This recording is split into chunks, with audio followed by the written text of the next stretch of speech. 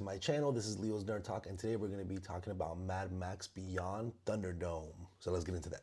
Hi, my name is Leo, and if you guys like talking about movies, TV shows, or video game related, or just anything nerdy, you have come to the right place. And like I said, we're talking about Mad Max Beyond Thunderdome. So without further ado, let's get into the review. We are coming near to this Mad Max review series. We got this one, Fury Road and Furiosa, once that comes out this weekend. And I'm very excited to go ahead and review this movie. This one was an interesting one, definitely a little bit more mixed than the previous two, where I'm pretty definitive on one side or the other. This one's kind of right in the middle. So without taking any more time, let's go ahead and get into the pros. And initial pro for me, I do still enjoy the world that we're in. This is much more in the wasteland versus the first Mad Max, and I enjoy all of that stuff. And we're seeing that people are starting to actually make little towns in society with Bartertown that we get into, where the Thunderdome is actually at. And when I heard that this movie was titled Beyond Thunderdome, I was expecting like a big kind of demolition derby arena with cars and all this kind of stuff, but that's not really what this is. It's more so a fighting arena that only really pops up in the movie in the first 20 minutes or so. So the Thunderdome is not as prominent as you would expect it to be, but it is called Beyond the Thunderdome for a reason. And I guess that's more my fault for having that expectation, because the beyond part is when Mad Max discovers this kind of little society where they are expecting someone to come and save them, kind of bring them to salvation, bring them back to the past before all the nukes were dropped, bring them back to the big cities, and restore their life for them. And Mad Max kind of gives them that realization that's never going to happen. The wasteland is the wasteland. It's going to continue being the wasteland. And I did enjoy that kind of intrigue that we got there with the story of these people waiting for someone to be their salvation, their savior, and that kind of false hope that this person is going to bring them back to the previous society and bring them back to where things were normal before the wasteland was a thing. And I enjoy that they brought that kind of element to it, because it's definitely interesting. I mean, there's part of that I didn't enjoy, which we'll get more into in the cons, but it's definitely an interesting theme and idea that they brought to Beyond Thunderdome, where there's people that have been living in the wasteland, and that's kind of all they've known. They don't know anything before the wasteland. They don't know how society was before, and all they know is from different memorabilia from before the nukes dropped, and they just kind of have that hope that someone is going to come back and save them. And Mad Max, being that badass person that he is, they think it's him. They think he's what do they call him, Captain Walker, some guy that used to fly a plane, and they think he's going to be the one to take them back to salvation in this big plane. So it's kind of a fun little idea that they have there. It's interesting. But besides that, I do enjoy mainly that this movie really stands out for me in the first 20 minutes and the last 30 minutes.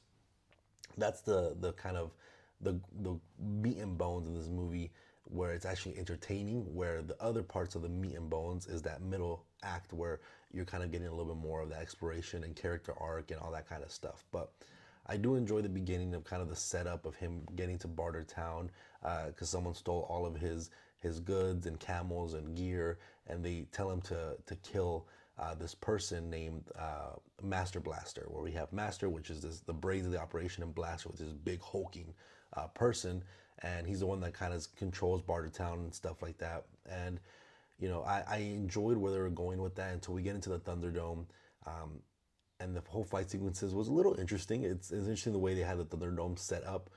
It was fun, but there's certain aspects of it that didn't completely work for me. Again, we'll get more into that in the cons, but it is definitely an interesting town, this Bartertown, where people come to trade and trade secrets, trade goods and stuff like that. So it was a really interesting town, and the main kind of, like, I guess, mayor of the town, she's an interesting character as well.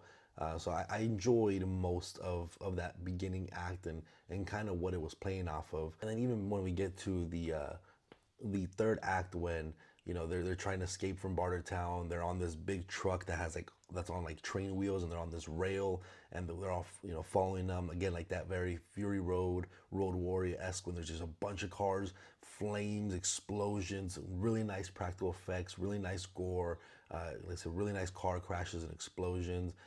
The editing is also just as good as Road Warrior. It's not choppy like the original Mad Max. I like the directing style. I like Mel Gibson in this one probably the best out of the three. I think he is still very menacing and such a badass, but he's very realistic, and he has a little bit more meat to his kind of character. With the other ones, he's very quiet and just menacing. This one, he has a little bit more of a personality. So I think I like Mel Gibson as Mad Max in this one the most out of the three movies. I also like that we have a returning character. I always forget what his name is from the Road Warrior, but he's a returning character. They don't really make it seem like Max and him know each other. I guess the wasteland kind of makes you lose your memory, but he kind of pops up in the beginning and he helps him out at the end. And I do enjoy the way this movie does end. I think it was a kind of an interesting idea of, like I said, how in the middle they're talking about this kind of little group where they're waiting for someone to take them back to salvation, back to society, back to the big cities. And although we're in the wasteland, one of those returning characters take them on the plane, and while you're flying with them, you're just seeing shots of this dystopian city where it's all broken down, but they feel like they've gotten back to the city and back to that salvation. So, and they're beginning to start rebuilding lives and stuff like that. So I enjoy the way this movie end. I think it kind of had a proper full through line, and it definitely had a nice flow of a story. And so I enjoyed the overall story of this movie, although there were still some slow parts that kind of don't make it at the top of the past three that I've seen so far. And the little action that we got, I thought the action was done very well. Like I said at the beginning, you do have the Thunderdome action. It's a little interesting of how they do it, but I still enjoyed it nonetheless, to a certain extent. And then towards the end, like I said, that last 20, 30 minutes, once we're on the road and back in the desert with the cars, driving around, attacking everybody, explosions, crashes, all that stuff was really fun. All that stuff was super action packed. It made the movie a lot more enjoyable towards that end, because towards the middle I was getting a little bored of what was on screen, but it definitely picked me back up with that final act, and I really enjoyed the way this movie wrapped up. So overall, I still had a good time with this movie. There's still certain aspects that didn't really work for me overall, but it's still a fun one. I can definitely see myself watching this one again. But with that being said, let's go ahead and get into the cons for me. And like I mentioned with the Thunderdome, I think it's interesting on terms of what they were trying to do with the Thunderdome. I didn't enjoy the whole Master Blaster versus Mad Max, because there's, just like in the Road Warriors, there's certain sequences that can be very sensitive to certain people, and I am someone who is personally a little more sensitive to the topic of Blaster. I don't want to get too much into it, but if you've seen Beyond Thunderdome, you understand what I'm talking about, who Blaster is, and once he gets revealed, once the helmet gets broken off, that's something that bugs me a little bit, but it might not bug everybody. It's still an enjoyable movie. It didn't bug me completely to the point where I was disgusted of this film. Just because, again, I know it's back in the 80s. I understand filmmaking was a little bit different, and I don't think they did it in a distasteful way.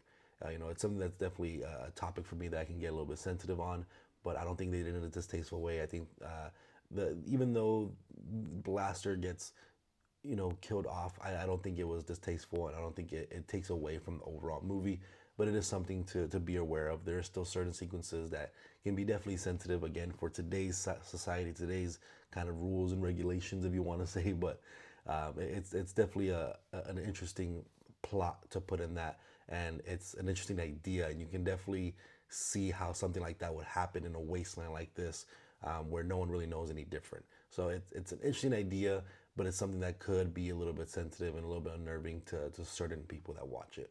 And like I mentioned before, the middle act where we get into this whole little kind of group that is waiting for the salvation, well, I understand, and the idea is interesting. That whole portion I feel like took way too long to get through. It was definitely the most boring portion of the movie. I was sitting here just waiting for that to be over, and I thought that was going to be the rest of the movie, because it didn't feel like a Mad Max movie anymore at that point. It felt like something completely different. Like, it felt like once the third act hits, George Miller, the director, was, oh yeah, right, we're making a Mad Max movie. Cars, fuel, octane, explosions, crashes. It felt like it was such a big switch from the middle act into the last act, where it felt like it was two different movies, two separate stories. But it is cohesive in a sense where that middle act goes to where it ends at the end of the movie. But it definitely felt like it was two separate movies when you're watching it, and it's interesting. But I do feel like that middle portion we could have done without all of that. It could have been cut here and there, a little bit less of that, because the idea was interesting. I think they just stood in that middle act a little too much and kind of refrained away from the kind of formula of Mad Max. But overall, let me know what you guys thought about Mad Max Beyond Thunderdome. Let me know in the comment section down below. Just like the previous ones, let me know if your excitement about Furiosa, the entire Mad Max series. Do you guys like it? Do you guys not like it? Love to hear all you guys' thoughts in the comment section down below. Make sure to hit that like and subscribe button. And again, if you guys like talking about movies, TV shows, or video game later, you are at the right place. And I'll see you guys on the next review. Thank you.